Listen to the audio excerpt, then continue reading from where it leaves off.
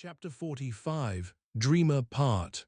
His consciousness was like a pearl that had sunk down to a cold and desolate seabed. It was also like a solitary star suspending in the darkness of space. Sometimes the darkness subsided, sometimes great light was released. In the end, pure light and darkness settled down into their respective domains. Then all sorts of outlines and contours began to appear in the border between light and darkness. A pillow, a bedside cabinet, a table lamp, a desk. Layers and layers began to expand outwards from near to far. Simple thoughts and familiar feelings over the layout were piecing together to become clearer in their meaning. Luo Nan made a conclusion. This was his room, but not the room of his apartment in Blue Bay Community. It was his room in his aunt's house on the east face of the second story, the place he had lived in for 5 years. Several more thoughts came pouring into his brain. Gear human-faced arachnid, explorer's society. He Yuan, Zhang Yingying, Zai Junping. Various images and clues intertwined to ultimately form a complete recognition of the series of events. And Luo Nan was finally able to find the memory node of before he lost conscious. The operation at the Limestone Water Village Pub had ended, and he sent Zhu Lei home. Then, it seemed that he had fallen asleep in his aunt's car. So what time was it? His thoughts barely moved, and his wristband, the lamp clock on his desk, and flexible e-ink screen in his notebook lit up with the relevant information seemingly simultaneously. 2:27 a.m. Luo Nan suddenly opened his eyes and sat himself up, but then his lower back, his thigh, and his calf transmitted a feeling of tightness and pain at the same time. His calf was hard like iron and stone. It was cramping. Luo Nan drew in a cold breath. He raised his foot and began to massage his leg. Although he was able to get over his cramp with quite the time, his fingers and toes still felt swollen and numb. His blood flow was stopped and blocked up. His stomach was twitching, and he felt some nausea in his throat. These were certainly the symptoms of drug withdrawal. This situation came as no surprise to Luo Nan. He composed himself and did the utmost to ignore the symptoms. The AI system confirmed that the owner of the room had awakened from the series of movements it detected. It determined that the owner wouldn't go back to sleep, and it automatically turned on the lights. Luo Nan turned his head to look around, and various positions of furniture appeared in his vision. The sensation was the same as feeling around on the mental plane. Of course, the most important thing was that it was currently 2:29. The time spent being tormented with drug withdrawal symptoms had clearly allowed him to recover the precision of his mental senses. Luo Nan closed his eyes anew, clearing his mind of distracting thoughts. And sure enough, a distinct scene emerged within his mind. The range wasn't that far. When he touched past the corridor through the room, the scene turned dusky and unclear. This was his limit. After some analysis, he figured that his range was approximately 5 meters. This was not even shit compared to the superfar perception ability of cat eyes. But previously, Luo Nan had to commission the heavily chained crow or enter in his out-of-body soul state in order to achieve this. Today this was automatic. It seemed that his fleshly body and mental mind were adapting endlessly to his abilities, integrating his abilities to the most natural level. Alrighty then, he really wasn't an ordinary person anymore. Luo Nan was just about to test out his new ability, but then an oversized figure tiptoed over down the corridor, entering into the range of his senses at this time. Luo Nan shook his head. He fought against the achy feeling of his body, got off the bed, and opened the door. Gasp! The figure that just passed by Luo Nan's door had her hair practically float up in fright. But soon she saw that the lights were on in Luo Nan's room, and she saw who it was. She then passed over the enormous luggage in her hand, without a trace of politeness. Help out. Just looking at the size of the luggage made Luo Nan feel that he would be cramping again pretty soon. But he didn't say anything, taking the luggage in silence. He then did his best to move softly and quietly down the stairs under this person's commands. Freed from her greatest burden and only carrying a guitar case, Moya returned back to her free, easygoing, and handsome demeanor. She brushed aside the messy hair on her forehead, not forgetting to boss people around. Be more gentle. Don't make the lights turn on when you make it downstairs. Transporting the luggage to the living room was extremely difficult, but they were able to prevent the AI housekeeper from turning on the lights. The older cousin's sister and little cousin brother sat on the sofa panting for breath. Moya One, Luo Nan's older female cousin, had a nice figure to the point of exploding. This characteristic beauty was usually dressed neutrally, and had, very fortunately, inherited the handsome appearance of her father. She was unlike her mother, who had a very average appearance, and her height was nearly 180 centimeters due to a genetic mutation. She was currently the tallest person in the household. She was dressed in denim right now and had her legs crossed, but those jeans were ripped in the knees to form flat and smooth triangles. The fine and powerful contours of her body were prominently displayed from beneath her jeans. It was enough to make over 70% of females shriek at how handsome she was, and have them cry to the ground in envy. Luo Nan really was paralyzed on the sofa. Even moving a finger would cause him to feel tired. I've paid you back a favor. Moya looked at him with a frown.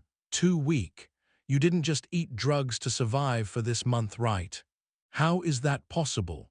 My calorie intake for a single day is about the same as your calorie intake for a month. So how are you so weak even after sleeping for an entire day? I slept around 10 p.m. last night. You still think that was yesterday? You went to sleep the day before yesterday, all right. You were sleeping on the car just like a dead dog. It was me and Mo Peng too who painstakingly lifted you upstairs. And after not seeing you wake up at all, your mother called the doctors. Luo Nan raised his wrist to look at the date displayed on his wristband. September 30th. He was left speechless for a time. He guessed that his drug withdrawal had some element in this, as well as his 2 days of working around the clock. He switched topics, not wishing to be tangled up in this issue. Why are you running away from home in the middle of the night? Moya cried, running away. I'm just going to do a road show at Man City. The time period is just a bit longer than usual is all. Man City was a satellite town to Zia City and was located 400 kilometers away from downtown. It was a city that borderlined the wilderness. Luo Nan's eyebrows furrowed hearing this. For how many days? For a month. There's this music festival I need to take part in. Auntie will kill you. She'll be too exhausted by the time I get back.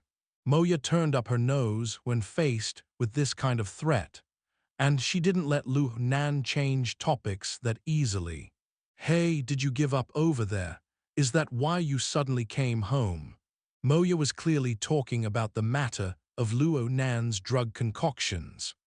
Only she out of the entire family had a general idea of what Luo Nan had been up to for the past few years. Luo Nan thought about it and laughed. Nope, now's the resting stage. It's fine as long as you know what you're doing. Moya stood up, walked towards Luo Nan and rubbed his head. Excellent.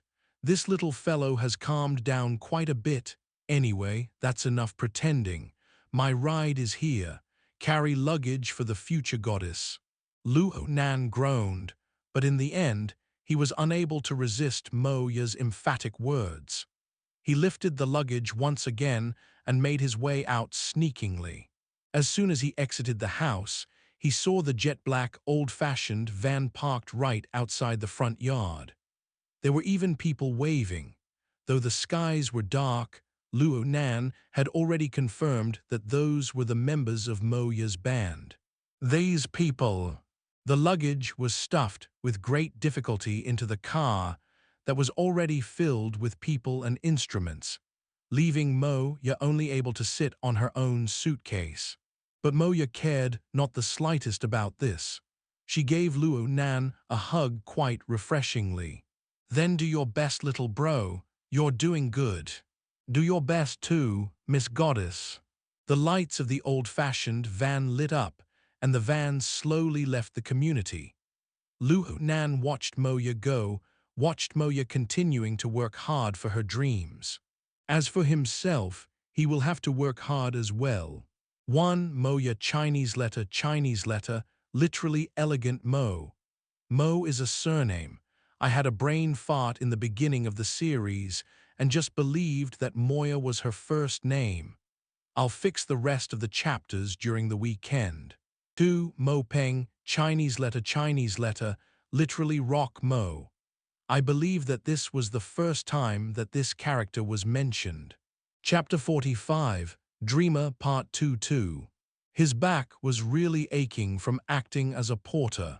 His limbs were soft, and his recently cramped calf was giving indications of cramping again. Under these circumstances, he really didn't feel like going up to the second story. He walked to the living room and laid on the sofa, not wishing to move at all. His body was half destroyed, but his mood was inexplicably cheerful. He was so cheerful that he started to laugh with ha-ha-s while lying on the sofa. When seeing Mo Ya's appearance, Luo Nan had seen himself as well. It sounded a bit corny just hearing it, but having a dream was something that should be treasured very much, especially since Luo Nan had already embarked on his path. Mo Ya's dream was to bring up a world-renowned band, and to become someone entirely worthy of being called a goddess lead singer. Her band had already achieved some fame in Xia City, having opened 2 small concerts here, and music companies had already started paying attention to them. Luo Nan was once very envious of Mo Ya. They both chased after their dreams, but he had spent 5 years without seeing any substantial progress at all. Luo Nan's dream was to have his grandfather's theory prevail over that twister and plagiarizer Yan Hong, to let everyone know it, to have it become a famous school of thought, and to restore his grandfather's name to glory. This was not easy at all. Yan Hong had already fallen, but the possessor of all his results became Quantum Corporation, a company valued to be within the top 3 in the world. They used his results as a basis to launch the Deep Blue platform, to build up the burners, and change the entire world. This super corporation was blocking the path in front of him. It seemed to be a barrier that was impossible to cross. To break through this giant ahead would require Luo Nan to become the world's best scholar, possess the highest level of academic positions, have the backing of the relevant capitalistic forces, and produce endless superior results. Based on his age and experience, just how many dozens of years would he need to realize his goal? Even more so, Luo Nan wasn't a super genius researcher. He had made his way through these 5 years, stuttering over duplicating even basic experiments. His experience with theory was small to the point of pity. The results appeared to be absolute when looking at the test subject that was his own body. But what did he really succeed in? He was, at most, solitary evidence that was large in size. Nobody would recognize these results. At most, there would be some organizations interested in him, for analyzing him as a specimen or something. Luo Nan knew that this difficulty was impossible to surpass, so he stopped thinking about it. He would lose it if he thought too much. It was as if the him back then was hesitating in front of the entrance to a highway. He had been staring at the flow of traffic coming and going. Though he had thoughts of envy, it was impossible for him to merge into the flow of traffic. Moya even had a van. All he had was just a body sculpted and modeled by drugs. He didn't even have the qualifications to go driving on the road. But now, his situation had undergone a marvelous change. Luo Nan's attention moved to his left ear. Within his ear canal stood an exquisite electronic device, the HexaEar. This little thing, which came from the Wilderness Explorers Society, possessed marvelous capabilities. But only those who possess a certain strength, ability users, could activate the HexaEar. And depending on the level of their strength, different levels of functionality could be activated. During the initial contact, Luo Nan had to spur the heavily chained crow in order to realize the computing function. But after sleeping for 30 hours, his fleshly body and mind had inexplicably realized and adapted the relevant ability. This time he just focused his mind slightly, and the functionality of the HexaEar was already unleashed. He connected to the psychic wave network without a hitch. The interface opened on his retina, and he entered the main interface with its desolate wilderness. Luo Nan did not consider this change to be strange. Before, he had obtained the two abilities Appetite King and Hypnosis when he had constructed his vessel 1. Back then, he had to focus his attention at a high level in order to unleash these abilities. But it didn't take long for the activation of these two abilities to become automatic to him. He practically didn't need to exert any meticulous effort. The abilities had completely assimilated into his flesh, blood, and genes. It seemed that these abilities had transformed from active abilities to passive abilities. He carried this aura on his body, and it required practically no energy. Of course, concentration and energy may be consumed if he wanted to unleash these abilities on a deeper level. There was meaning in exploring this point, but Luo Nan's attention was not focused on this. Information had appeared, sparked from entering into the home page. There were comments left by Zhang Yingying and He Yuan, and there were 2 emails sent by the society. Of these, it appeared that Zhang Yingying's comments were purely her seeking to chat with Luo Nan.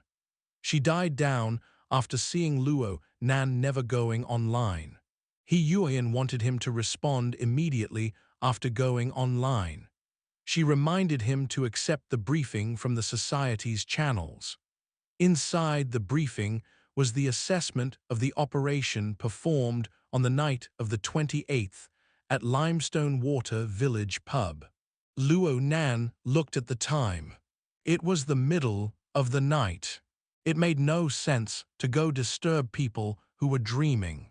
He would take his time in contacting He Yuan and first check the 2 emails from the society. One was the official confirmation and welcome letter of him entering the professional society. The other was none other than the briefing mentioned by He Yuan. He first opened the confirmation letter. Inside were some typical writing and expressed welcome of Luo Nan's entering the Wilderness Explorers Society.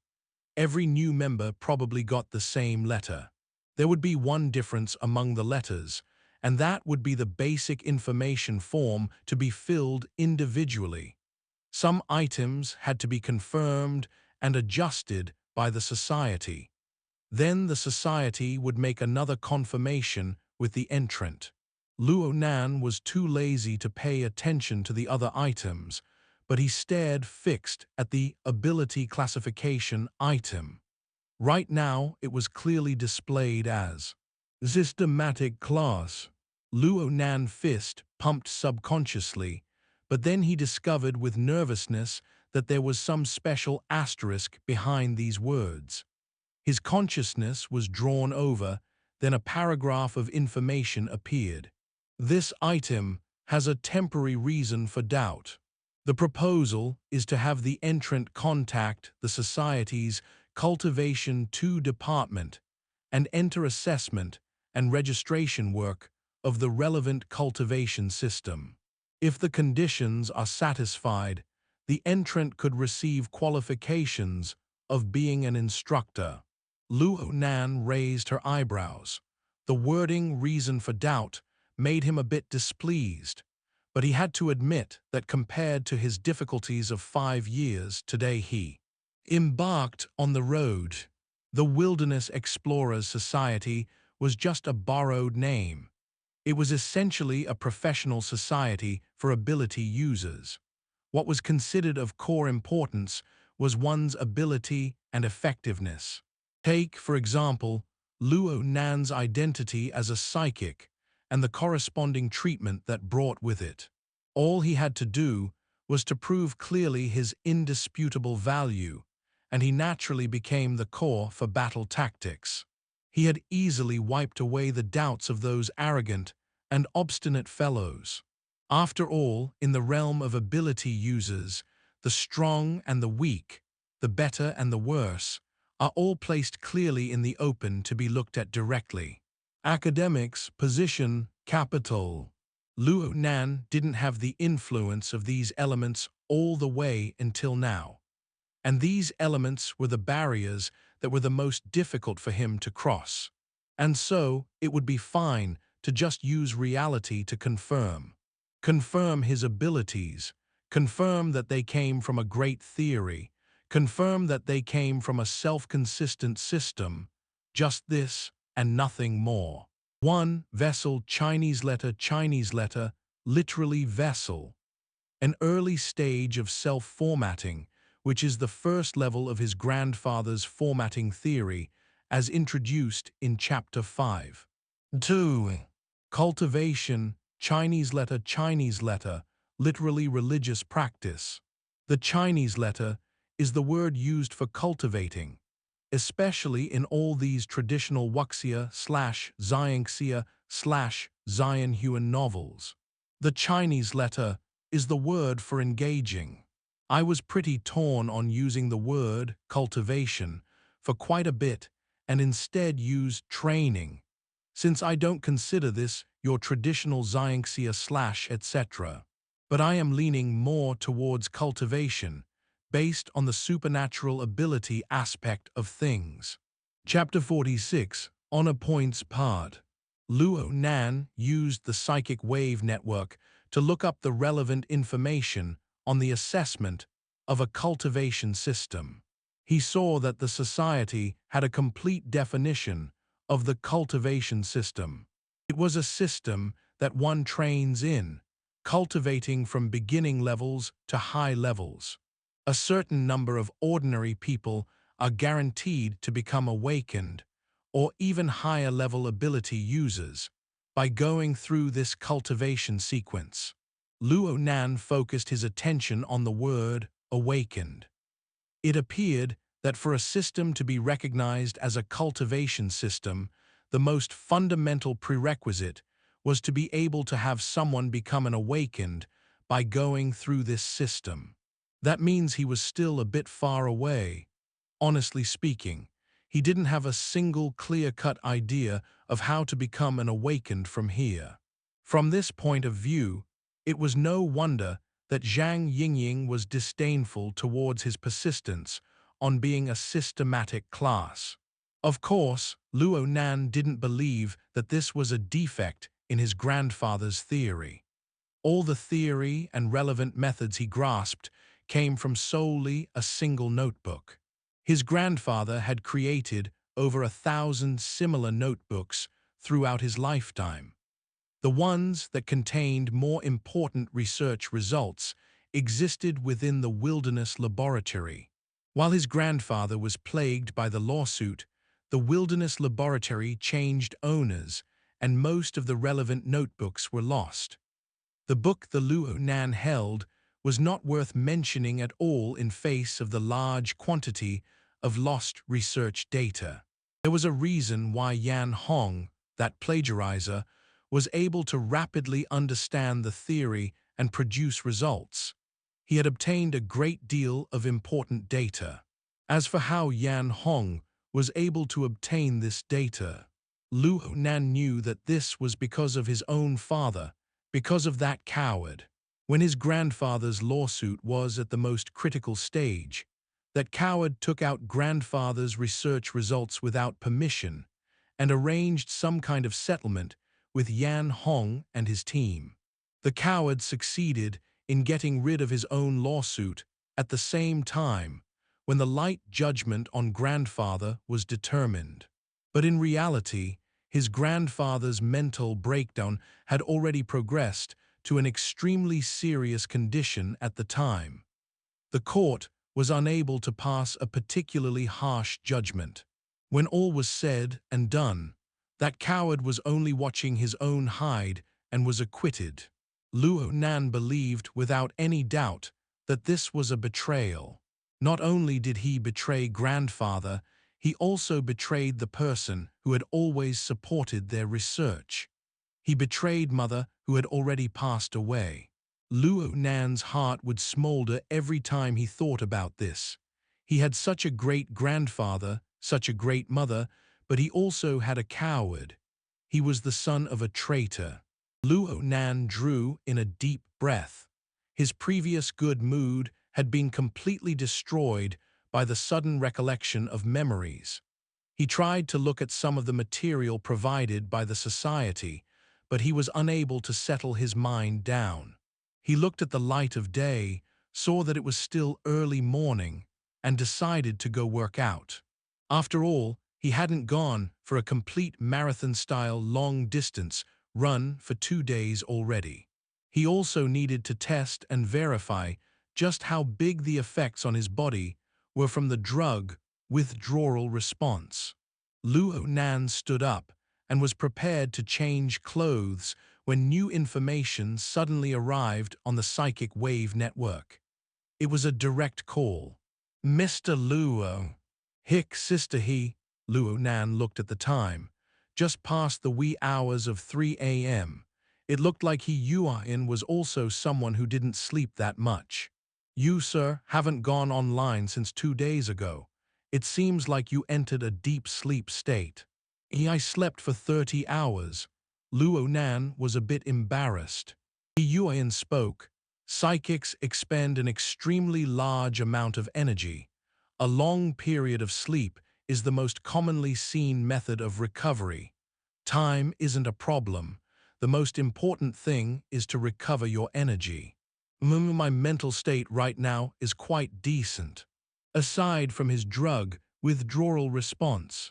Do you wake up this early every day, sister he, or did you stay up? Burners only need about 2 hours of peaceful rest a day. I typically choose midnight for it." The two people chatted a few sentences before Yuan took the initiative to cut to the chase. "I noticed that you just received some information. Did you look at the briefing yet?" "Hick, I saw it." Luo Nan was too embarrassed to say that he didn't. He opened the briefing in a rush, multitasking. Luckily enough, the details weren't too complicated. He could tell Yuan's serious and blunt style from the writing. She didn't mince words, mentioning that the operation had ended in failure. She gave criticism to the intelligence gathered by the society, to the coordination of battle tactics with participating members. She didn't cover or hold things back, even though this document was submitted to the society. There were many details that were already mentioned by Yuan on the night of the operation, the 28th. Luo Nan selected the more unfamiliar details to look into. He skimmed down, and more or less understood the relevant content. He Yuan's voice continued to transmit.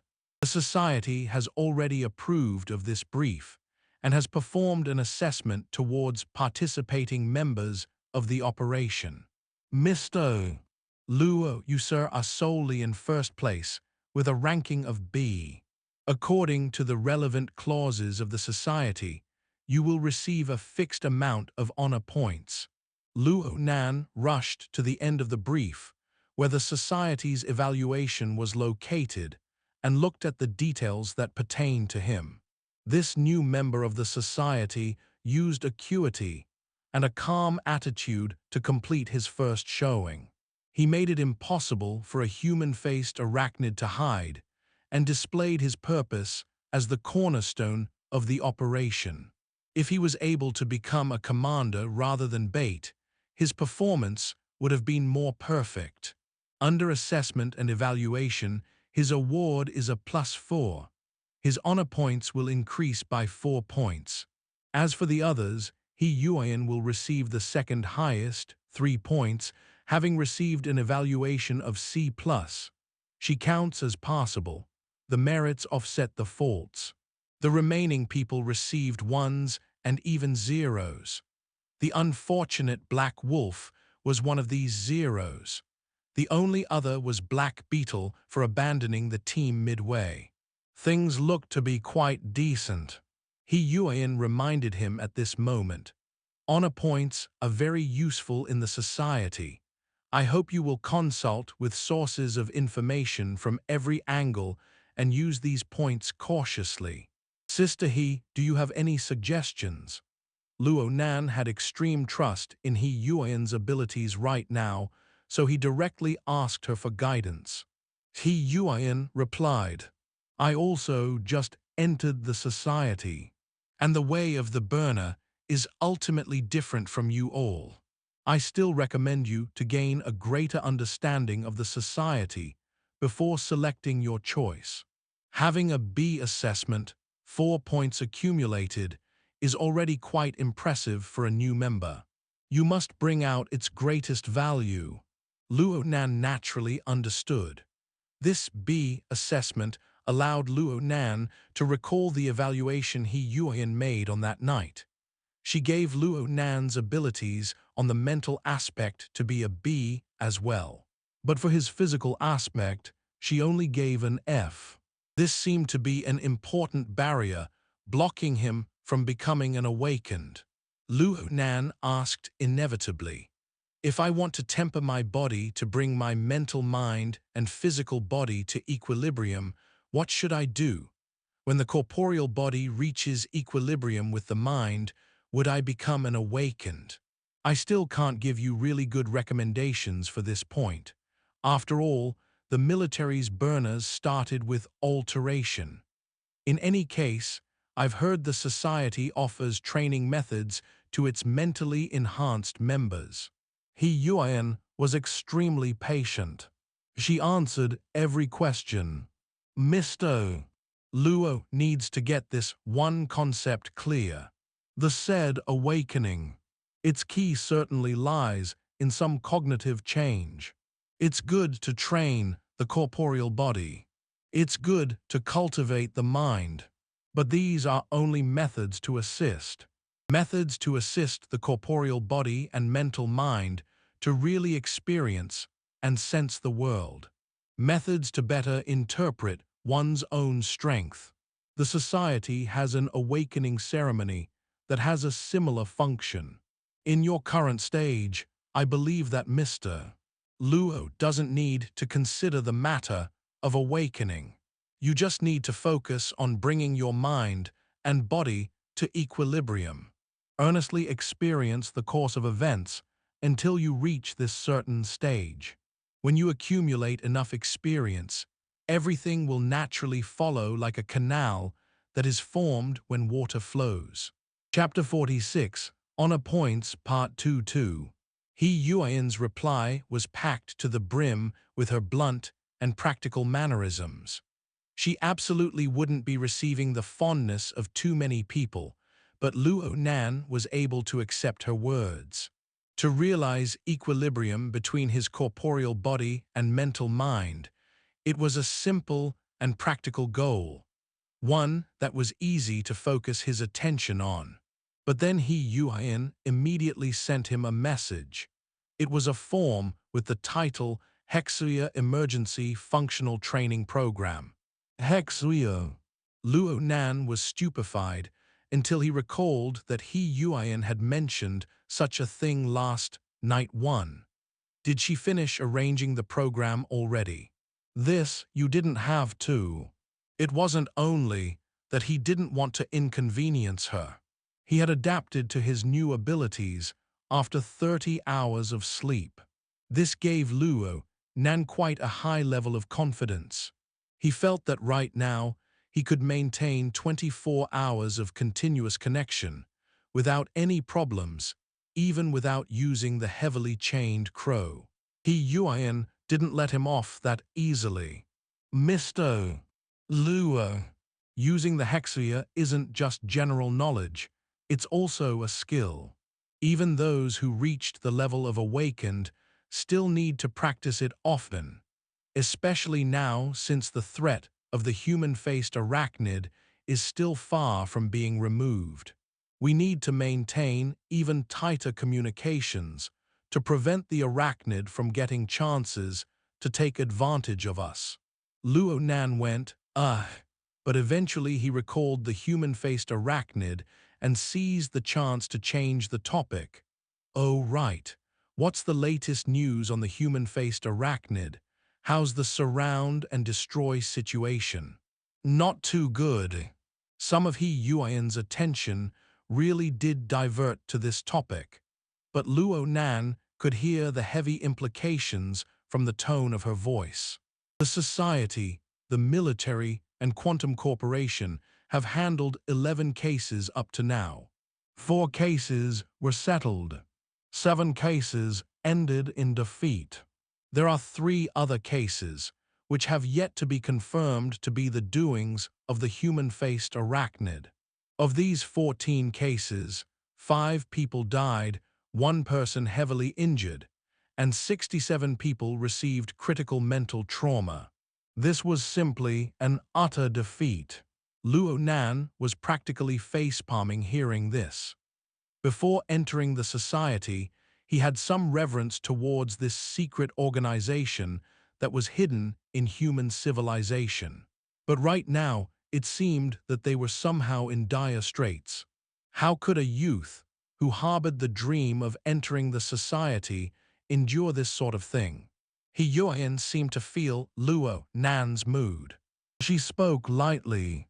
The government and the ability users of the society were in a much more pathetic situation when the Darksider life forms first appeared long ago. Then through paying heavy prices and launching a series of battle tactics, the situation was barely able to be controlled. There are differences with the current situation. We have been constantly striving to prevent the Darksider life forms from converging into one being. But we lost control this time. Our 2 years of effort too was ruined in a day. We will certainly need time to achieve control of the situation with Darksiders once again.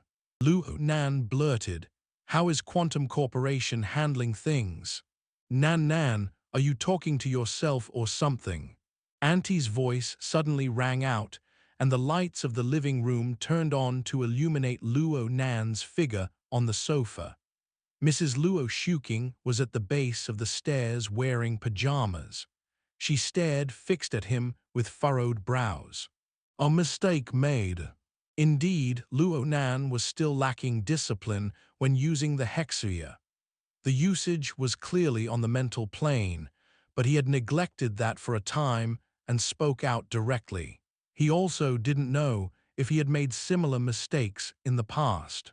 Yuan also discovered Luo Nan's mishap and took the initiative to terminate the call. Confirm the training program later. Just sending it back is fine. This time Luo Nan was too embarrassed to refuse. He could only agree silently. Of course, The most important thing right now was to deal with his aunt's questions. He stood up, but he had forgotten the issues with his body and nearly sprained his back. He took in a deep breath in secret and scrambled his mind to think of an excuse. I woke up, and a schoolmate just so happened to call me. We were chatting. Yep. I sure did sleep for a long time. Mrs. Luo Shuking 3 walked over. Her furrowed brows had yet to loosen. Did you properly rest back over there in Blue Bay? Yep, quite well. Luo Nan's eyes didn't even blink once when he spoke this lie. His inarticulate nature was also a good guise. But Mrs. Luo Shuking knew him far too well. When you lived here, you would always stay up past midnight. How would you able to discipline yourself to sleep earlier if you're on your own? Luo Nan knew that he couldn't get tangled up in this any further. He lowered his head, looking for his shoe. Auntie, it's really early. You should go sleep some more. I can't fall asleep, so I might as well go work out my body. Who in the world runs at 3 a.m. in the morning? Luo Shuking pierced him with this cold sentence.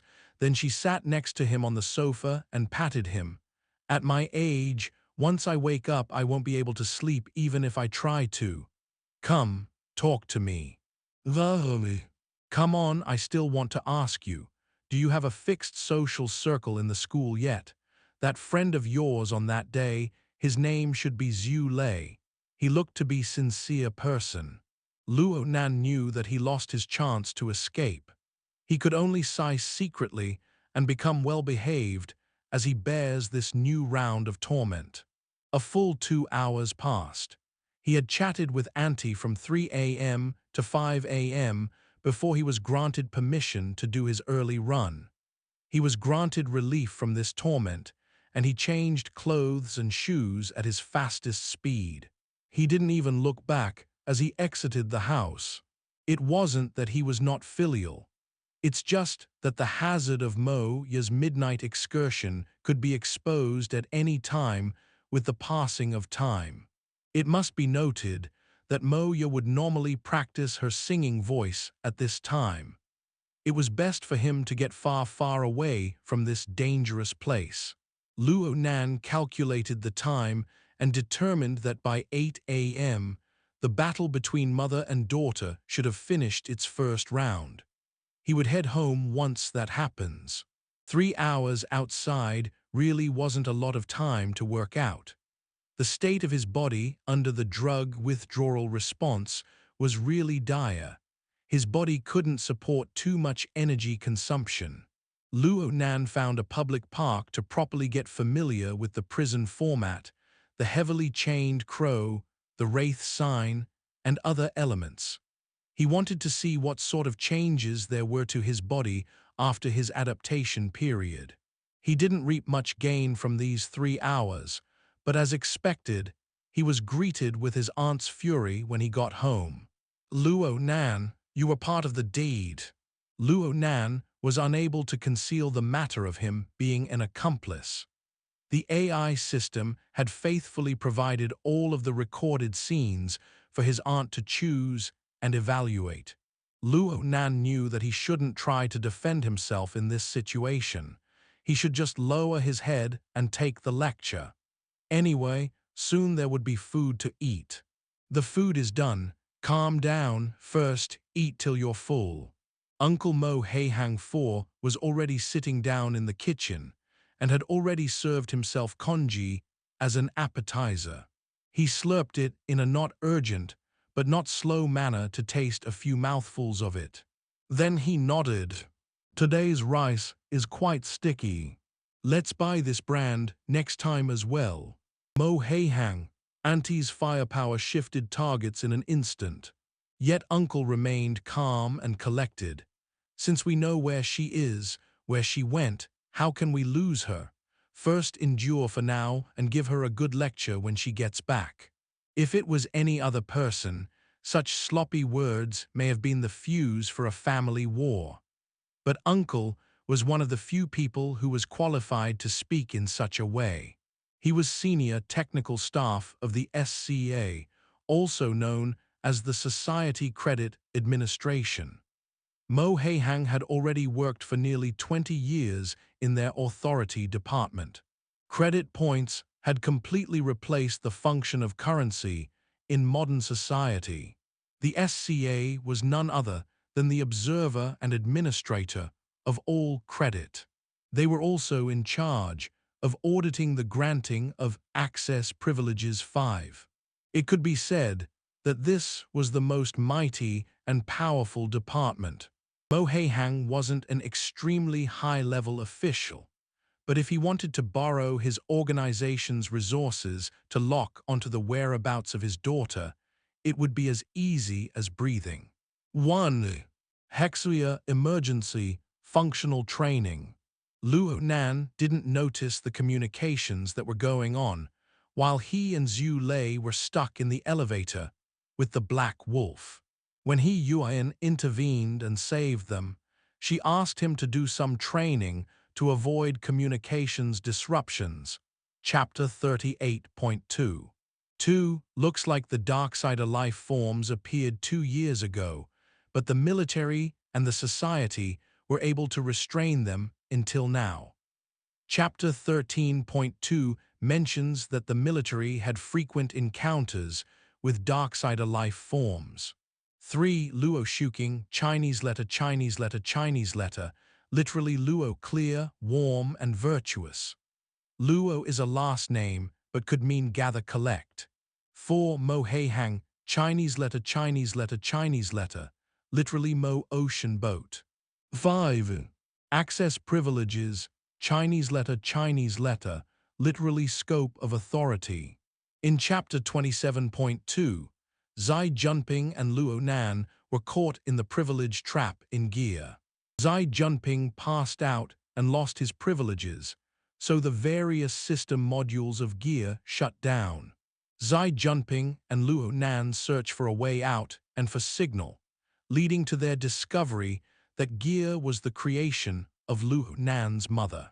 Chapter 47, Luo Yuandao Part. The husband maintained his firm stance and Luo Shuking didn't speak much more. She only sneered. You think this is something that can be tossed away? This is your prideful daughter.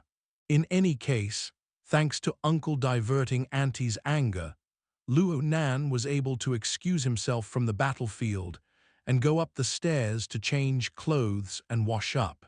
Who would have imagined that there would be so many things destined to happen this morning?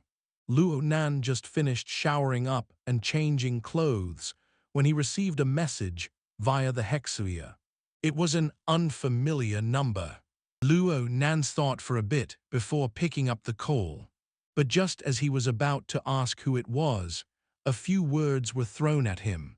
F***CKU. Luo Nan was stunned for a time. What kind of nutjob was this? There were these sorts of people in the society. Then the voice shouted in an uncontrollable manner. Just go duck inside that scheming woman's pants then. I'll show you all sooner or later. This person sounded like he was drunk. The words he spat out weren't too clear, carrying obscenities. It didn't take half a minute before a long series of curses had been shouted out. Luo Nan finally came to at this time. Scheming woman. Did he mean Yuan? Then that means this was related to the operation on the 28th. From looking at this person's nasty attitude and the displayed avatar, Luo Nan was soon able to surmise the obvious. Black Beetle. This fellow, that's right. He couldn't take Yuan's criticism that night. Wasn't he the one who abandoned the team midway? He and the unfortunate Black Wolf had the same assessment in the society's brief. They both received a score of 0. From what he could see now, it seemed like this person had an extremely nasty temperament. The society really did have all sorts of people. Even a Buddha would be angry when pelted with a shower of profanity, let alone Luo Nan. He furrowed his brows when he responded, "You're threatening me openly, and your behavior is intense.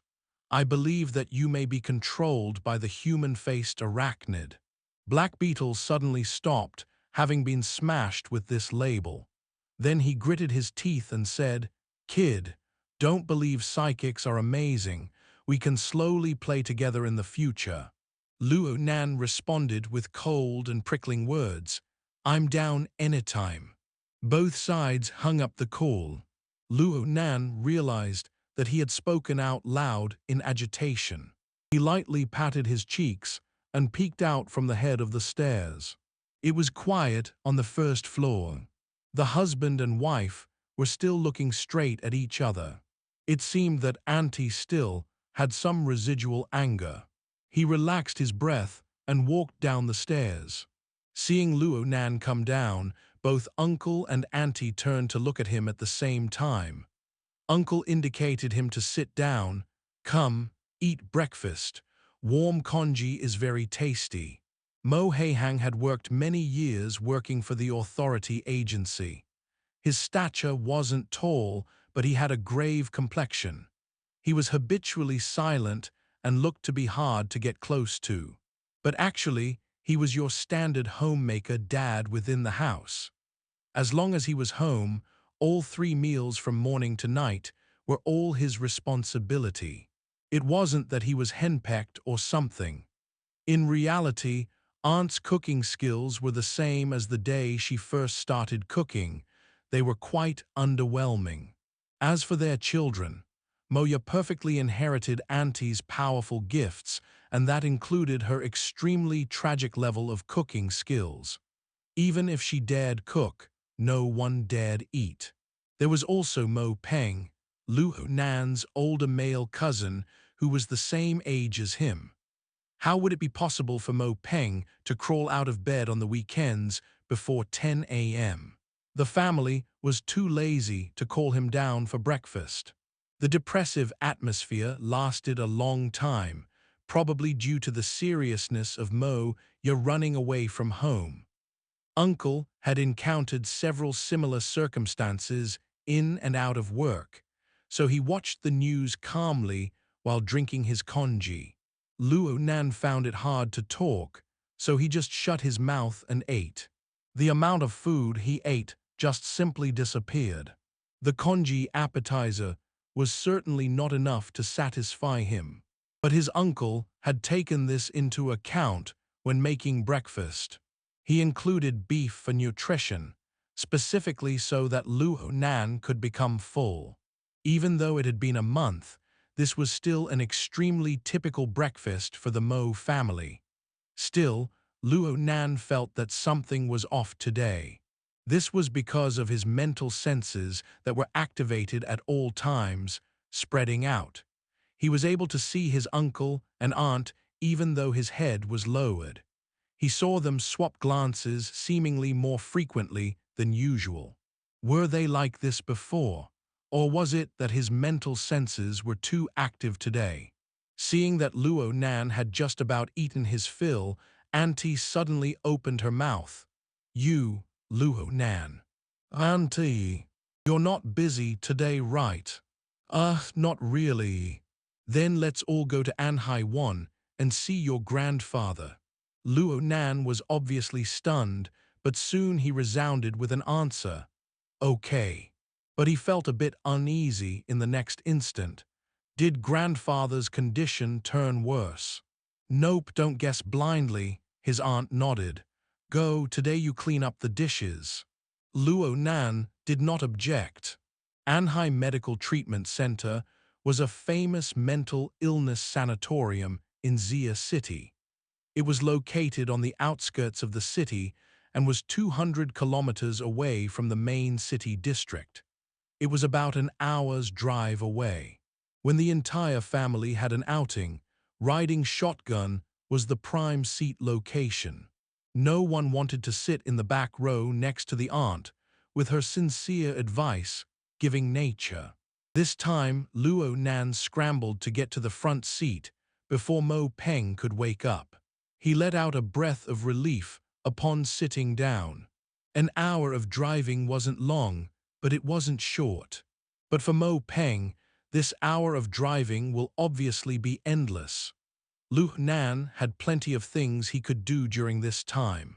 He opened the notebook he always carried with him and looked at the interface of the flexible e-ink screen. The new icon of the visualization diagram was still in a downloading state. 30 hours had passed, but the degree of progress only reached 2%. All right, that's fine. Good thing there was this too, otherwise it might have been stuck. Luo Nan was unable to estimate just how much data he had scooped from the human-faced arachnid's body. Or maybe the external neuron had its analyzation speed restricted upon breaking away from the laboratory's abundant energy back in gear. There was about 50% battery left in the flexible e-ink screen. This consumption was already quite excessive, but this was still nothing compared to the output of the independent power station of Gear's laboratory. He could give it a try when he goes back to school tomorrow. Luo Nan opened the drawing software and entered into the second layer interface too. Then appeared a pyramid structure that was formed from 5 layers consisting of student, office worker, technician, clergy, and politician. But he immediately furrowed his brows. Was it a misconception, this feeling that the interface had turned dirty? It was a bit darker for some reason, and there was some slight shaking. Before he could observe in more detail, the uncle who was driving turned his head over. "Are you researching the social format diagram? Oh, you've changed screens." This driver had things quite leisurely while the car was on autopilot, but his gaze was quite sharp. Luo Nan went, "Oh," wanting to brush away this topic by being vague. A rarely seen smile appeared on this uncle's face. "During the year 79, I was pressured by a certain someone into opening a research project on the organization's supercomputer.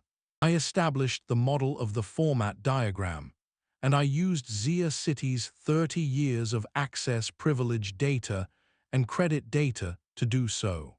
I won't mention what disciplinary action I was subjected to, but I was still blamed by your grandfather for trying the impossible. This is what you see in front of you." Luo Nan knew that this certain someone was his father, Luo Zhengheng. It seemed that the relationship between his father and uncle was quite decent, for his uncle kept on trying to change Luo Nan's impression towards his father all these years. But all these words were useless. Luo Nan would never forgive someone who used his grandfather's blood in exchange for freedom, that coward who left behind no trace of where he went. He grunted in response, not wishing to talk. From behind, Mo Peng saw that his dad opened his mouth and found it to be a golden opportunity to break free from his mother's oppressive control. He slid his chair forward and forced himself in the conversation. "My bro, in my opinion, your 5-level model of society is far too sketch. Why the heck are clergy ranked higher than technicians? And politicians are ranked higher than clergies? These aren't even the same fields. You're saying that clergies are higher than office workers. You'll get in a fight if you show this in public. No two ways about it." 1. Anhai Chinese letter, literally peaceful sea. 2. Second layer interface. This interface was first shown in Chapter 33.1, where Zai Junping points out that the pyramid diagram was similar to Maslow's hierarchy of needs. Of note is the fact that this second layer interface is now referred as the social format diagram. Chapter 5 indicates the main levels of Luo Nan's grandfather's formatting theory: the self, society, and heaven and earth. The second layer interface matches with the second level of formatting theory, society. Chapter 47, Luo Yuandao Part 2-2. Mo Peng's short and stout body moved forward, looking like a plump and silly groundhog. This sort of appearance was so unbecoming that Luo Shuking glared at him coldly from behind. The ignorant and incompetent shouldn't speak without thinking. How am I ignorant and incompetent? Are my outstanding grades in all 7 subjects just given to you all to be ridiculed? Mo Peng had an expression of being wronged. Clearly, he had just wanted to liven the atmosphere. Why did he deserve this bad rep? Only his own father understood him. Understood that Mo Peng could no longer bear being on the receiving end of his menopaused old mother. He just wanted to join in on the fun. Mo Peng's father explained with a few words to bring Mo Peng into the conversation. Students and office workers are only code names. They each have their specific implications. Were you ever interested in this? To avoid dear mother, anything would become interesting. Mo Peng spoke brazenly with snickers. Aren't I interested in it now? Back in the day, my bro kept seeking to teach me about this thing, and today, the seeds that he planted have sprouted. He seized Luo Nan's notebook into his own hands upon speaking and looked at the flexible e-ink screen. He spoke amazed. What kind of effect is this? Looks like it has been soaked in water. Mo Peng's description was extremely appropriate. Right now it was as if the second layer interface of the drawing software was submerged in the muddy waters of a river. The 5-level pyramid structure within, which looked similar to Maslow's hierarchy of needs, was nearly entirely immersed beneath the water. It looked like there was a dusky layer of film.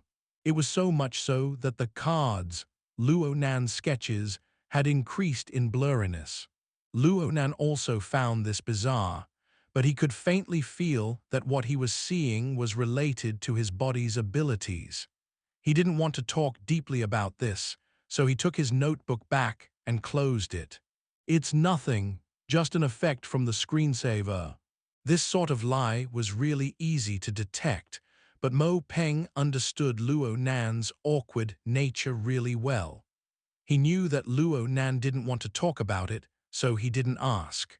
He continued to use the social format diagram as a lifeline. Brother, my teacher, expound and bequeath your knowledge and clear my doubts. Yes, I mean you, tell me what the meanings of those code names are. The seeds in my heart have already blossomed to grass. Luo Nan glanced at his uncle, who was adjusting the car's AI functions at this moment. It seemed that he wouldn't be participating in this conversation between youngsters. His aunt, sitting in the back, looked over calmly. Her gaze made it seem like she was lost in thought. The atmosphere in the car was a bit delicate. Luo Nan thought for a bit, then he spoke lightly. The original intentions of this model-during establishment was to have it explain the effects, impacts, and structure of relationships of an individual in a social format. Social format. Mo Peng went blank. Luckily, this grandson of Luo Yuandao still had some basic idea towards formatting theory, even though he held no interest in it. You mean social structure, right? How to word this? The methods that exist to influence the individual, to naturally transform the composition of the human collective. Luo Nan gave a thumbs up to Mo Peng upon hearing this response. That wasn't the exact meaning, but Luo Nan would save quite a few words in explaining. Every country, tribe, region that comprise of a human collective will certainly have its own particular social format. New social individuals are produced endlessly in the corresponding estate through the format. At the same time, heaven and earth are naturally transformed. New resources are gathered, providing to the existence of society. Society is required to operate in such a way to exist. Every social individual will be branded with the format of their society, but each individual will push back against the social format to some degree. Student refers to the learner. Learners can only receive the teachings of the social format in a unidirectional manner. They aren't complete social individuals yet, so they pretty much can't produce any utility in the society. Office worker refers to the worker, the basic social individual. They possess the ability to survive independently. They maintain the basic operation of the social format. Technician refers to the promoter. Their superiority over the worker lies in executing optimizations in the social format. They are able to upgrade the efficiency of the format's operation. Clergy refers to the cognizant. They have a relatively complete recognition towards the social format, and they've begun to consciously exploit the power the social format. Politician refers to the changer. They are higher-level cognizants. They exploit the social format and consciously engage in altering the format with intentions of maximizing the benefits. Mo Peng didn't have outstanding grades over 7 subjects for nothing. He was a student of great ability. He immediately spoke when getting to this point. It sounds like this is some variation of social theory. There is a problem, though. Is there a basis on how people are partitioned into this social hierarchy? Is there a uniform standard? Luo Nan listened to Mo Peng and was speechless. But at this time, he felt the gaze of his uncle turn over in his direction. Luo Nan raised his head and looked right at his uncle. They looked straight at each other, and Luo Nan revealed a smile that contained a bit of bitterness. The standard's me. I am the standard. Inside an independent ward of Anhai Medical Treatment Center, Luo Yuandao held a rectangular block and placed it lightly on top of a wall of blocks that towered half his height. His fingers were trembling, changed from an illness with his nervous system. His body was practically destroyed by this disease. He used to be quite tall, but his stature had long since collapsed down. He was just skin and bones now, having lost so much weight that he was like another person. He looked incomparably weak. Luo Yuandao had yet to hit 80 years old this year. In the current era, he had made his first steps into old age. Some people his age still didn't retire. But as for himself, Luo Yuandao was already approaching the limit, the end, of his life. He was standing stubbornly, continuing to build his work of art. Though his fingers and his arms were trembling, the blocks were placed upright and fit snugly in place. He arrived at this result from over half an hour of control. He was determined to never give up so long, as the outcome was incomplete. He maintained this resolution all the way until his work was completed perfectly. The face, which was so withered it looked famine, exposed a smile. Luo Yuandao was clearly extremely satisfied with the composition in front of him. In reality, short constructed walls of blocks were not just in front of him, but to all sides of him as well. Luo Nan and Mo Peng could only talk to Luo Yuandao with these walls in between them. Next to Luo Yuandao was a middle-aged woman who was extremely patient. This was his advanced special care nurse, Xing Hongwan. She saw the final block be put in place and asked him softly, "Mr. Grandpa, since this piece is done, how about we rest?" Luo Yuandao disregarded her. With this good mood of his, he wouldn't be so stingy as to ignore the questions of his 2 grandsons. His mouth split into a grin, and his head looked like a giant laughing skull. Obviously, since I created this theory, I am the standard for determining all that must serve me. Why do you ask? All living beings are made for my mind is the universe. I am the collective master of all living things. I am the core of the universe, too. Mo Peng looked away, in embarrassment. Ordinary people would find it extremely hard to accept the logic of this paranoid and crazy old man. Mo Peng was bearing it very painfully right now. His father, who used to accompany him by his side all the time, seemed to have gone to inquire on the condition of the old man. He wasn't here. Mo Peng didn't dare to utter a single word, and he felt all the more uncomfortable. However, there was someone who made Mo Peng feel even more uncomfortable, his little brother-cousin that stood beside him. His cousin looked to be extremely engrossed and even a bit fanatical. My God! Luo Yuandao lifted another wooden block, held it in front of his eyes, and continued preaching. I know the truth of both heaven and earth. I can bestow the root natures of every living being. Take this wooden block. It's square, but it can also be circular. Square's circular. These are all just its external form.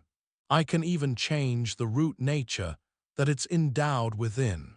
What does that make its external form? I used it to build this palace. This is my domain. If I wish it to be square, let it be square. If I wish it to be circular, let it be circular. The wooden blocks toppled when he finished speaking, but this time this was due to him speaking overly excitedly. Without a proper location to place the block fell down from his hands towards the ground. Luo Yuandao reached out in reflex to grab the block, but he was unable to keep his balance with his weak body, and he fell headfirst forward. The people in the room cried out in surprise. Luo Nan rushed forward by instinct and supported his grandfather up. But his forward momentum had been too great. He had destroyed the building block wall, making blocks fly all over. Then, after the chaotic crashing sounds of blocks falling every which way, the room turned deathly silent in an instant. 1. Xing Hong, Chinese letter, literally Xing flood. Xing is a last name. 2. Here we have a variation of the last sentence in the original synopsis for this story. I believe I mistranslated it before. Instead of all living beings are made for me, I translated it as all living beings prepare for me. Chapter 48, Schizo Disease, Part 1-2. Nurse Hong rushed over and straightened the old man up together with Luo Nan. She spoke over and over, "It's all right, it's all right. There's cushioning installed to protect him against falls." It was unknown if these words were meant to comfort others or herself. Luo Nan supported his grandfather by the shoulder very gently and carefully. He didn't dare to touch his grandfather's arm, for he could feel that the twig-like arm would snap with just a tiny bit of force. But Luo Nan felt something, a slight press against his chest at this moment. Luo Yuandao's twig-like arm was sticking out, pushing Luo Nan away. Luo Nan recalled that his grandfather didn't like people other touching him, so Luo Nan didn't dare resist. Then he saw that Nurse Hong had already fallen back in passing to pull some distance apart from them. Luo Yuandao laughed at this time with the hoarse sound of his vocal cords rubbing against each other. He spoke in a strange but happy tone. "You may have destroyed my shrine, but you're unable to stay in my nation for long." Mo Peng stood to the side. His reaction had been slow due to his scare, so hadn't been able to catch up to them. But in the end, he couldn't stand it anymore. He rubbed his forehead with his hand to alleviate his embarrassment. Luo Nan didn't mind his grandpa's bizarre thinking. He saw that his notebook, which he had carried under his arm, had already fallen on top of the messy ruins of blocks during the chaos. He knelt down to pick it up, but a howl entered his ear just as his fingertips touched the book. "My spoils of war." Luo Nan was stunned as a black shadow swept the floor in front of him. He looked up not by instinct, but by the pull of Mo Peng. Luo Yuandao's toe had swept over. Nurse Hong controlled the balance of this old man in a fluster. Her mouth was pacifying him endlessly. "Mr. Grandpa, your spoil of war is still here. It's still here." She gave Luo Nan and Mo Peng a meaningful glance in a hurry. In response, the two could only withdraw backward to create some distance. "Bring it to me." Luo Yuandao was clearly far crazier than before. His thoughts must have been quite energetic for him to boss people around. Nurse Hu adjusted the balance device on Luo Yuandao. She wasn't able to reach it for a time, so she indicated Luo Nan to come over. "It's nothing. Mr. Grandpa means what he says." In other words, Luo Yuandao was already at the stage of declining logic. Luo Nan took a deep breath, suppressing the pain in his heart. He picked up his notebook into the palm of his hand. Then he gave it to the old man. Luo Yuandao reached out to grab it. This thick notebook's weight was a bit heavy for him. His hand trembled when he held onto it. Nurse Hong wished to help him, but he refused crudely. His trembling hand made it seem like he would drop the notebook at any moment. But in the end, he was able to flip open the notebook and gaze at the contents within. Luo Nan knew clearly that Luo Yuandao's current mental state was completely on an incomprehensible plane. But still, Luo Nan's heart was filled with a nervousness like his homework was being graded. He stared at the old man, wishing to see what the result was going to be in the very end. "This is a load of crap, a load of crap." Luo Yuandao looked with an expression of disdain towards Luo Nan's speedily sketched and messy lines as he flipped the pages. In a certain sense, this would be a typical response of a normal person. Luo Nan was unable to describe the feeling he had in his heart. But Luo Yuandao ceased moving in the next second. His gaze lingered onto the page, his eyeballs seeming to focus a bit. Luo Yuandao had flipped to none other than the page containing the sketch of the prison that was covered with scrolls. A full 5 seconds passed with Luo Yuandao not making a single movement. Luo Nan felt the plucking of his heartstrings. He stared, fixed at his grandfather's ghastly face. A tiny and weak flame of hope seemed to have sparked in his heart. He leaned forward a bit in hopes of seeing his grandfather's reaction just a bit clearer. Luo Yuandao felt Luo Nan's movement and glanced at him. Suddenly he spoke a few words. "You've also achieved the aura." "Grandfather," Luo Nan's heart was beating hard. He couldn't help thinking, he can tell, he can understand. He wasn't able to hold back from advancing forward, but that withered arm pressed against his chest once more. Then Luo Nan saw a pair of crazy and cold eyes. "You've come to kill me." "Grandfather." Luo Nan's heart suddenly seized tight, for Luo Yuandao had pushed him away with great force. Luo Nan stumbled from the mess of wooden blocks beneath his feet, nearly falling.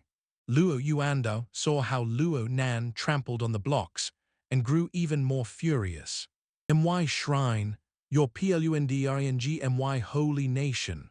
My students, my office workers, my technicians, my clergies, my politicians, they're mine. They're all mine." Luo Nan, who had just been supported up by Mo Peng, was stupefied on the spot upon hearing these words. Then he saw Luo Yuandao, who wasn't even able to stand steadily at all, start to do something crazy. Luo Yuandao lifted his leg and had it fall down. He kicked the 3 relatively intact walls until they toppled down. Nurse Hong saw that the situation was turning bad. She had already injected him with a sedative, but he was still uncontrollable for a time. "Grandfather! Grandpa!" Luo Nan and Mo Peng were both terrified and shocked. They didn't know what to do at all. Nurse Hong had already called for a doctor, but it would be impossible for a doctor to instantly appear. Luo Yuandao trampled and overturned the entirety of his works. Then he raised his head towards the ceiling and howled with crazed laughter. "It's on fire! It's on fire! Let the flames burn! Burn through this cloak of darkness! The new god wishes to trample on the bones of the old god, to ascend the throne. Come then, let's see who's the master of the universe." 1. This fierce and terrifying image was like an enormous hammer that pounded against Luo Nan's and Mo Peng's hearts in rumbles. In the end, these two were merely 15 and 16-year-old boys. They wanted to help, but they feared to make the situation worse. They were at a complete loss on what to do when faced with this scene, for this was an elder family member who had gone completely mad. Eventually, the doctor had made his way over in a haste, and behind the doctor was surprisingly Mo Heihang and Luo Shuking.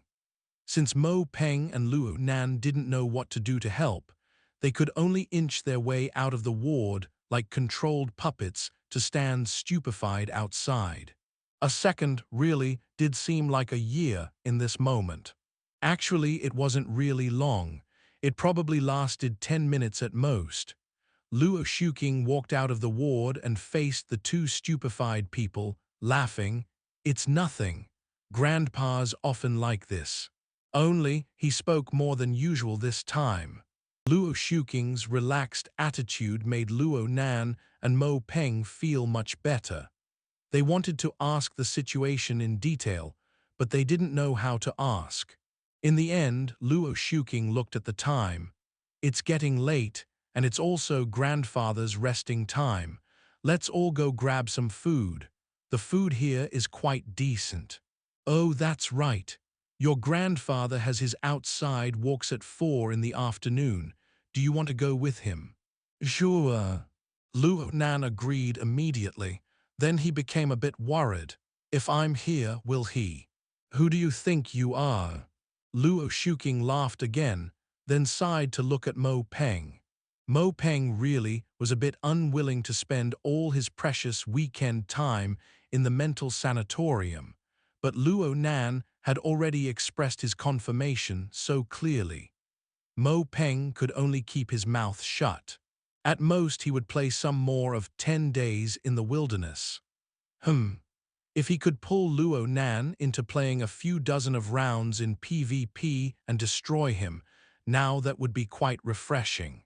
Luo Shuking chuckled. "Then it's settled. Oh right.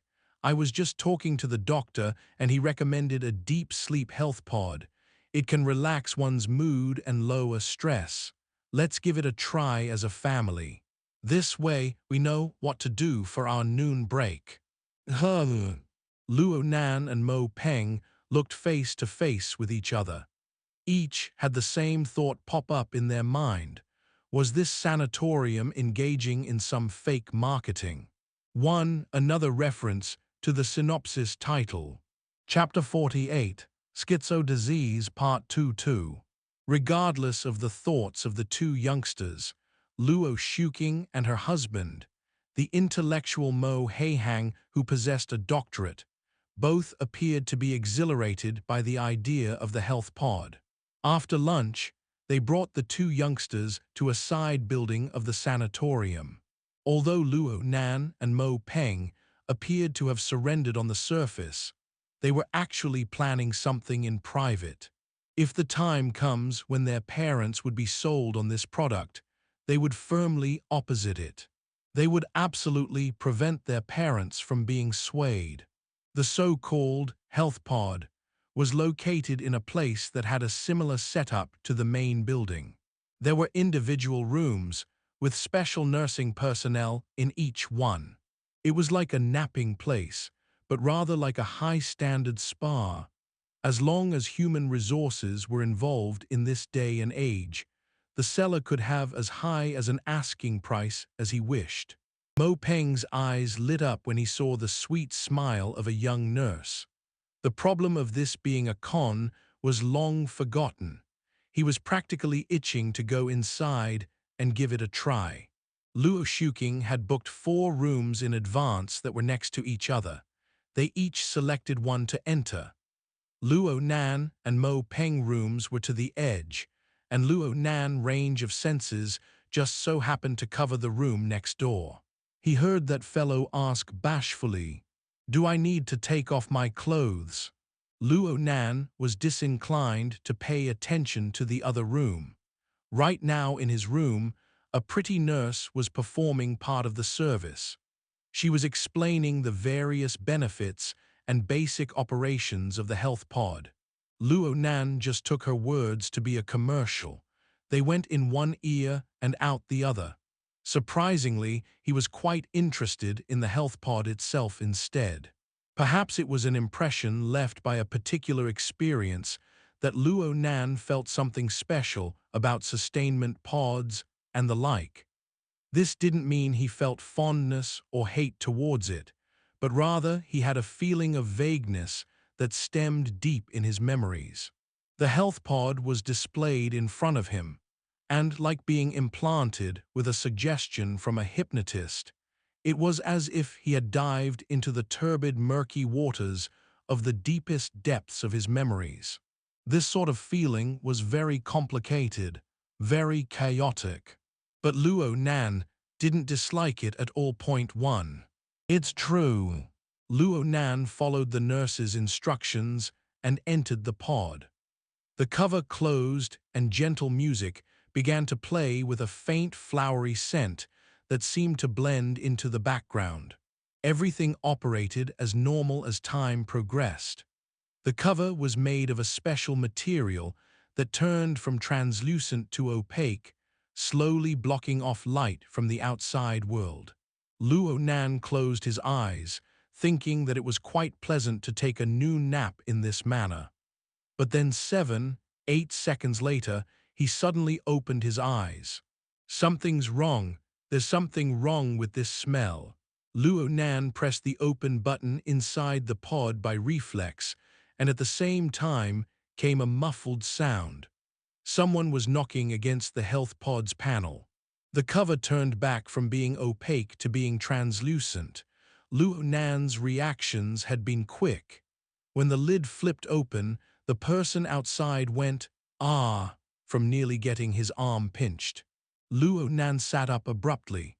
The heavily chained crow was humming with earnest on the mental plane, the place where his greatest strength lay.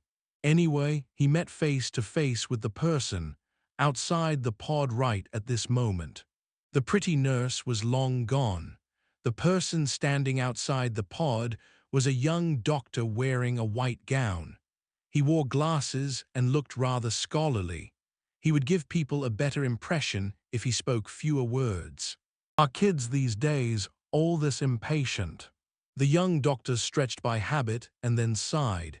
He took out a proper and strict attitude. "Student Luo Nan, I am your attending doctor, Zhang Yuliang too." Luo Nan's gaze began as a cold stare, but gradually he felt that the appearance of this young doctor faking being serious matched with a certain someone in his memories. He couldn't quite grasp who it was for a while. It was only until the doctor finished introducing himself, and when Luo Nan saw the name tag on the doctor's chest, did Luo Nan probe out with a conclusion. "Your brother Octopus. Cough, I'm Zhang Yuliang, the Yuliang that means shining splendor." The more the young doctor talked, the more certain Luo Nan became. Luo Nan hushed himself and relaxed, but he couldn't help wanting to laugh. On the night of the 28th, it was none other than this ability user who wore a cartoon Octopus t-shirt. Although he looked funny, this ability user had displayed the exquisite ability to concoct hallucinogens. He took a room filled with dozens of people and turned all of them into idiots with confused minds. And now the white gown he wore, along with the gold glasses he wore for fashion purposes, made it seem like he had grown older by 10 years in an instant. At first glance, he was a highly educated professional doctor. But the funny charm hidden beneath this doctor broke through this phony appearance when those eyebrows were raised. reflecting out the side that Luo Nan was most familiar with. "Hi bro Octopus, how's it going?" Luo Nan was still thinking about how Octopus had reached the level of perfection with his drug concoction methods. Luo Nan, being rather well-versed in the subject, felt great admiration towards Octopus. And this outstanding hallucinogen master was working as a doctor in a mental illness sanatorium. Seems to match up quite well. This weekend shift was so chill, but then someone just had to destroy it. Things aren't going well at all. Octopus ignored Luo Nan's good intentions. He swiped through the flexible screen in his hand until he found the relevant material. He spoke rhythmically. Schizophrenia, a serious mental illness that occurs in 1% of the world population and has a genetic factor to it. Those who have family members with schizophrenia have their own odds of getting the disease increased by several-fold. The examinee's grandfather is a patient with a serious case of schizophrenia. 4 years ago, the examinee had a lung failure due to a disorder in the functionality of his nervous system and had entered the hospital for treatment. The hospital had notified the family of the possibility of death. The current diagnosis of the examinee is as follows. It seems that the disease has developed a step further. The possibility of development of the inherited disease is not ruled out. Improper electric stimulation, drug stimulation, and sudden emotional stimulation all have the possibility of triggering the disease condition.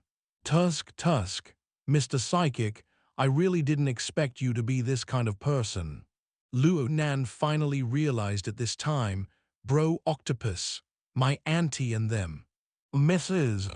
Luo Shuking has stated that a certain person was speaking to himself quite a bit this morning.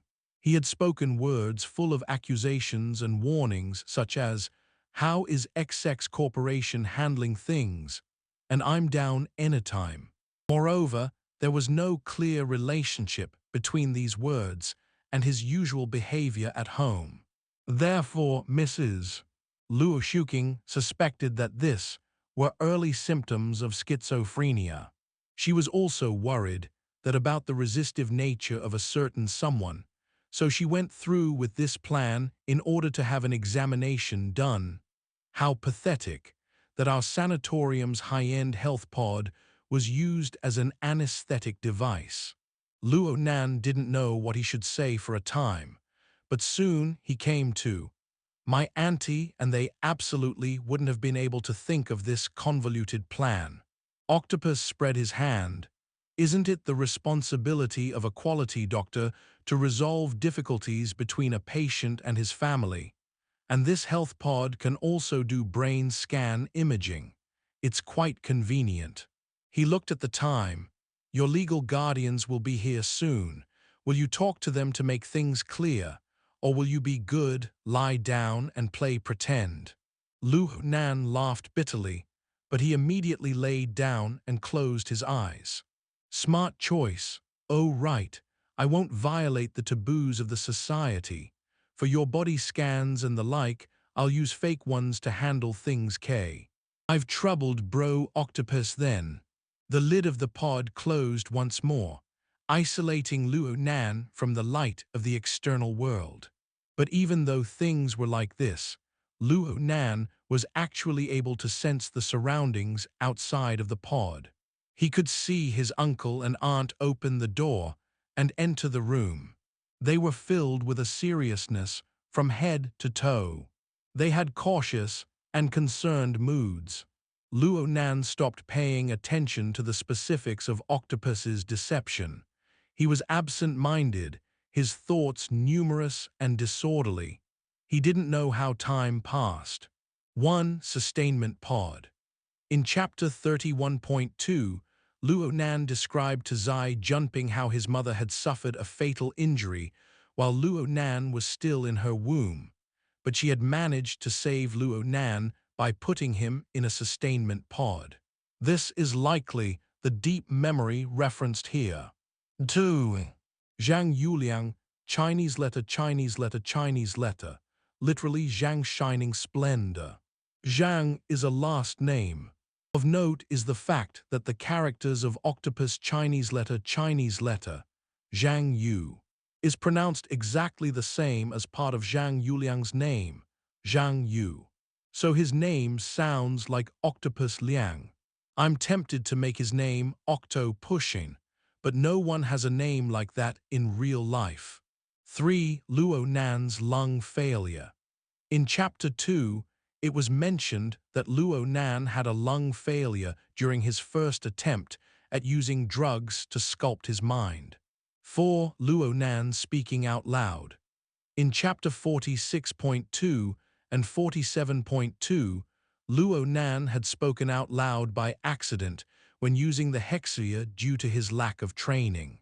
5. This means that Zhang Yuliang was the doctor who came in Chapter 48.1 when Luo Yuandao was having his episode. Luo Nan and Mo Peng ended up waiting outside for 10 minutes. This was when Zhang Yuliang communicated this deep sleep health pod plan to Luo Nan's aunt and uncle. Chapter 49, Internal Logic Part.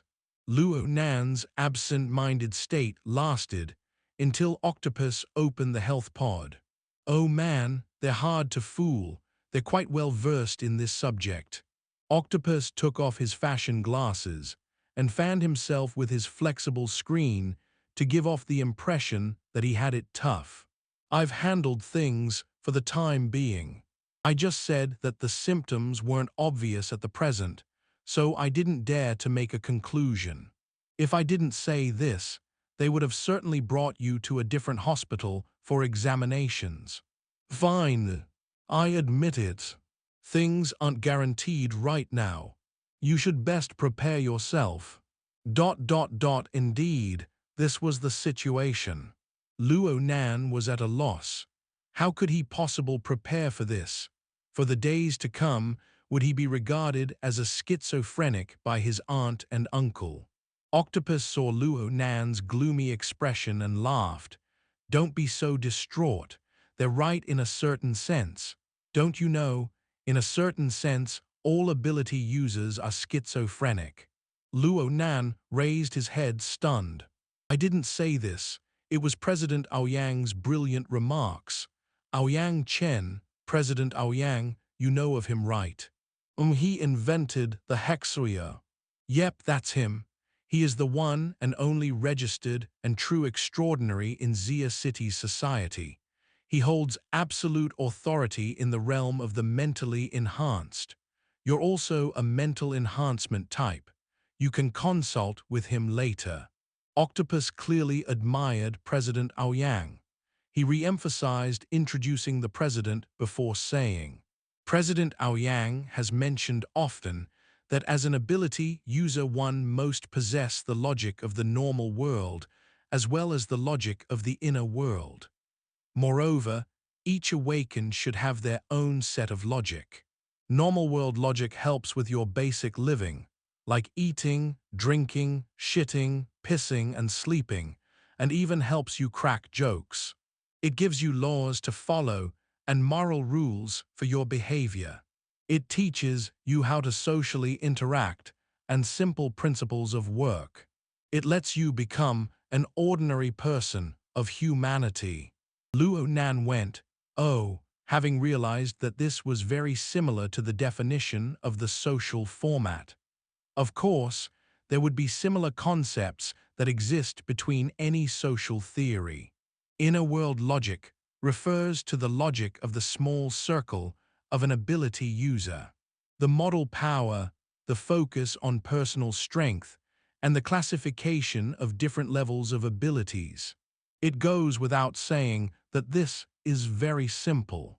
Just fool around in one's own circle. Just think of it like a competitive fighting society. But there's a problem. The inner world possesses a tremendous influential power on the normal world. In other words, The logic of the inner world causes a warping in the logic of the normal world to take place. Yep. Isn't this like schizophrenia? Or in other words, it's like a model embodiment of a mental disorder. Luo Nan was forced to nod. It's a little bit similar. It has to be similar. The only difference is that schizophrenics are incapable of using their logic to influence reality. Their logic is imaginary, weak, and ridiculous, but our logic can do it. Our logic can get most people to concede to its rules. Octopus's hand cut through the air as he gestured. If you take this reasoning and apply it to self-logic, remember, President Aoyang proposed that every awakened should have their own set of logic, called self-logic. Luo Nan breathed in inexplicably. He felt a certain feeling of déjà vu that was like a swelling tide of water that swept across his chest and head. Octopus continued explaining. This so-called self-logic is an extensive set of theories that explain the origin of an ability user's ability. No matter how ridiculous it is, all you need is to form a complete logical chain that can be verified in practice from beginning to end. It's like those crazy people from those secret orders. They engage in deviated paths of desolation without loss to their power because of the logic they possess within. By using this logic, they succeed in distorting the external world. Let us use an example. Can I use your grandfather, Mr. Luo Yuandao? Luo Nan was speechless.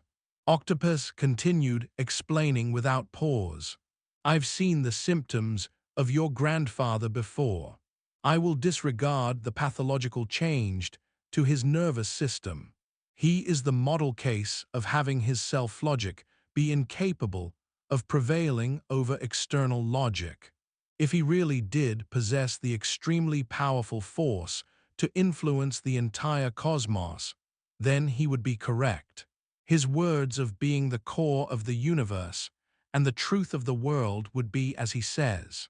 But in reality, he can't possibly possess that level of power. Therefore, we, as ability users, must not get caught up in delusions. We must follow the rules of reality and use our own true strength to sculpt and refine our logic within, to allow our logic to manifest itself perfectly in the external world. Octopus had spoken this many words in a single breath, so he was a bit tired. He spread his hand to conclude. In this sense, every ability user is a psychotic that tries to use their self-logic to warp the objective reality. We are affected by the influence of both normal world logic and inner world logic, so we will inevitably grow weary. Therefore, some people want to push boundaries and let ordinary people become used to the existence of ability users. Let ability users lead this world. There are also people who completely disregard, don't care, and don't make contact. The more extreme ones won't even recognize normal world logic. They don't take non-ability users to be people. Some even eliminate non-ability users through killing. Yes, it's quite unfortunate. You're very young, and you've already entered such an enormous mental sanatorium. You will have some hardships ahead of you. If you really need a suggestion, it would be better for you to rely mostly on inner world logic. This is a sort of compromise. After all, you're still not an awakened, but you've started to develop your self-logic long ago. There is the possibility that you may still become deranged. And if you follow according to normal world logic, things will be quite awkward for you. You won't be able to proceed further on your path. Therefore, participate in more of the society's activities, get acquainted with more people and make friends, form your own circle, and slowly you will adapt. I suppose this would be some words of advice from a senior. A wad of logic was stuffed into Luo Nan's brain so his brain was stupefied for some time. But he could tell that Bro Octopus was a warm-hearted person. Although Octopus's words were a bit mysterious, they were very helpful for Luo Nan. Octopus had really wanted to enlighten Luo Nan, so Luo Nan expressed his thanks solemnly. Octopus laughed and waved his hand. No need to be polite. It's also a rare situation to be able to get the chance to fish up a psychic. Just don't let me rush too far ahead in future operations. I'm just a drug expert. I'm not the material used to charge and break through enemy lines. This was obviously just spoken in jest, but when Octopus had said, drug expert, Luo Nan suddenly recalled that matter which had hung long in his heart. Luo Nan muttered to himself slightly before speaking. Bro Octopus has plenty of research towards the composition of mental drugs, right? Then do you accept custom orders? Of course I do. Just explain what you're using it for and it's fine. Octopus had responded without thinking, but then he immediately froze. His gaze changed as he sized Luo Nan up and down. He even rubbed his chin and muttered to himself. It took quite a while before he opened his mouth again. I need to say this clearly, especially since you are a minor. You don't have any bad habits, right? Luo Nan didn't respond directly. He congealed his thoughts telepathically a bit and used the HexaEar to transmit a molecular formula to Octopus. I want this type of drug to be synthesized. Is that okay? You still want me to prepare drugs for you? My asking price is very. Holy sh*t. TL note. To be honest, this chapter is really confusing even for me. Well, I did my best translating this, but basically, I think the key concept is that ability users try to warp the logic of reality with their own logic, and that failure to be able to do so is to go mentally deranged. Now the differences between inner world logic and self-logic. Well, that's not too clear to me, but I'm assuming it's like training in someone else's Tao versus your own Tao, if I were to explain it in HexaEar terms. TLDR, normal world logic equals logic of the normal world, normal people, ordinary people. Inner world logic equals logic of the circle of ability users. Self-logic equals logic of the self. Chapter 49, Internal Logic, Part 2-2. Octopus was stunned for a moment, and his gaze focused onto Luo Nan.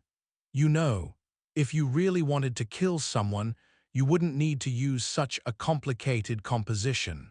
Just take any chunk of this formula, have enough dosage, and the results will be absolutely phenomenal. Luckily, Luo Nan didn't need to explain. Octopus's gaze grew glazed as he sunk back to the world he specialized in. Luo Nan gripped his fist tightly as he watched Octopus's reaction. He had a means now.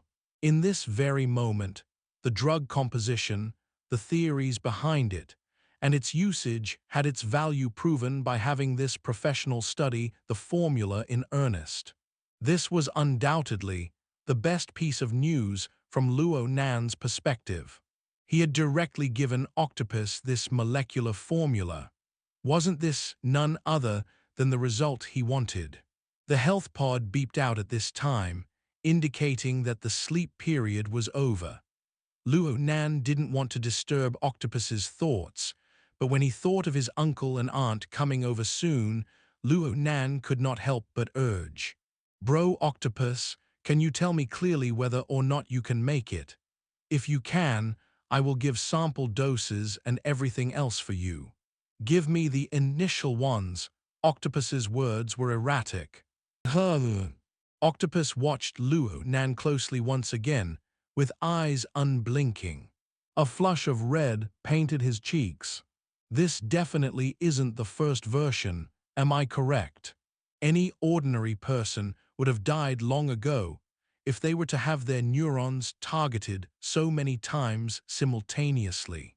But the purpose of this drug is not for recreation, am I right? Amazing, Luo Nan could not help admiring Octopus. Octopus actually was able to tell this much data from just the molecular formula. But thinking about it from a different point of view, perhaps these thoughts did not stem from his judgments and his level of expertise. After all, Octopus was an awakened in addition to being a drug expert. Luo Nan watched Octopus's reaction and really didn't know whether he should be anxious and angry or be conceited and proud. But he knew that if Octopus continued to stay behind in the room and was caught by his uncle and aunt, all their matters would be exposed. Actually, the two adults who had left had already appeared within his range of senses. It was too late to leave the room now. Go disappear immediately right now, then I will give you the first version. Okay. Octopus's eyes shined, and he didn't object. He pulled open the room's window and jumped down. A height of 3 stories was nothing more than a single step in a flight of stairs for him. Luo Nan took a long breath and tidied up his clothes. He confirmed that there was nothing wrong and went out the door. The door opened, giving Mrs. Luo Shuking, who was just about to knock on the door, a scare. She sized up Luo Nan's face carefully a few times before laughing. How was it? Was it effective? It's all right, but there's no need to buy it. Luo Nan started his play with his aunt. Honestly speaking, his acting skills were quite appalling. Fortunately, his aunt had a load on her mind, and the conversation between the two went a bit absent-mindedly. Octopus started to harass Luo Nan intensely through the HexaEar at this time, pressuring Luo Nan to send him more information. The more anxious Octopus became, the more cool-headed Luo Nan became. Right now, he needed to determine a new conclusion towards his grandfather's results. Then he would need to make a decision. A tumultuous weekend afternoon was about to begin.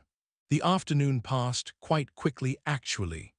Luo Nan and Mo Peng played a few rounds of 10 days in the wilderness after their midday nap. They played until it was time for Luo Yuandao's daily walks outside. 2 young boys accompanied an old man carefully and cautiously, listening to this old man speak those crazy words. Luo Nan's aunt and uncle kept a bit of distance, quietly discussing among themselves. Everything looked to be quite peaceful, everything was going as routine. The problem laid with Luo Nan's ear.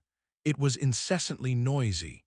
Even though his aunt and uncle were far enough away, there were bound to be some words that fell into the range of Luo Nan's senses. Not surprisingly, the topic revolved around his mental condition. There was something else that came in a different direction, Octopus's endless pestering. Ever since Luo Nan gave the corresponding molecular formula to him, it was as if raw salt had been poured onto this octopus. He was going crazy. Amazement, puzzlement, doubt. Everything was being completely smashed to pieces when faced with the living case that was Luo Nan. It was just as Octopus said. No matter how ridiculous the logic, one must acknowledge its existence when one's able to verify it in the world of reality.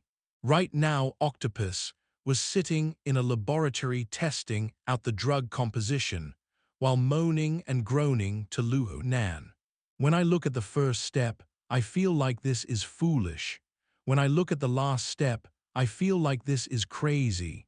When the first step and the last step are combined together, I can specifically say that we're all complete trash. Give me another one of those initial drug compositions you spoke of. All I need is just one more. I need to test some ideas. Wait, don't give it to me yet. My logic is exploding. My God, how is it possible to come up with all these steps? The neuron is transformed, its growth is increased, its degeneration is inhibited, and even the drug withdrawal response. Everything is taken care of. Even if there's a brain hologram placed in front of me, I absolutely wouldn't be able to tell the entire course of events. These results simply can't come from humanity, whether it be its creation or its consumption. Luo Nan was nearly unable to stifle his excitement and pride when he had first heard these words. But slowly, his passionate emotions gradually dissolved away one by one amidst the movements of his grandfather's weak and weird body. These words of praise, what use were they in regards to his grandfather? Even if this honor and prestige were given to his grandfather, would this old man, who lived sealed within his self-logic, be able to feel delighted? Even in the most realistic case, this old man's condition would continue to worsen in the sanitarium. He had been open all day for visiting, so Luo Nan knew that this piece of news wouldn't do any good from before. It would be no different than giving up treatment. Luo Nan studied the old man's withered face. Every single word and action of this old man flowed and permeated into the bottom of his heart. A thought grew clearer and clearer, stemming from within. The color of the day gradually grew dark. The patient visit had reached its end, and the family prepared to return to the city. Luo Nan used the HexaEar to ask Octopus a few matters about the drug, and Octopus took complete charge. The society has specialized fast delivery channels. It's absolutely safe, convenient, and fast. I can start supplying a fixed quantity starting tomorrow. Then I give Bro Octopus my thanks. Oh, it's nothing. This little thing, compared to the value of these two molecular formulas, is just a drop in the ocean. Octopus was eager to get started. Oh, right. I want to write a paper based on these formulas and submit it to the internal journal of the society. Can you represent your grandfather and give me permission to do this? Luo Nan was palpitating with excitement when these words were spoken. He understood quite well that he didn't have the ability to proceed further in researching and interpreting his grandfather's theory.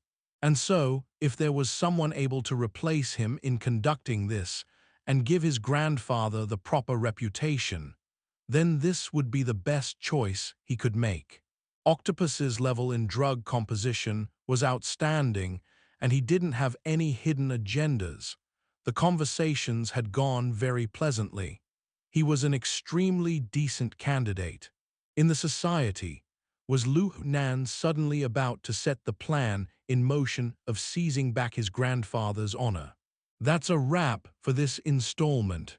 Thank you all for watching and supporting Lord of the Stories. If you enjoyed this tale, please hit the like button, share it, and subscribe for more amazing stories.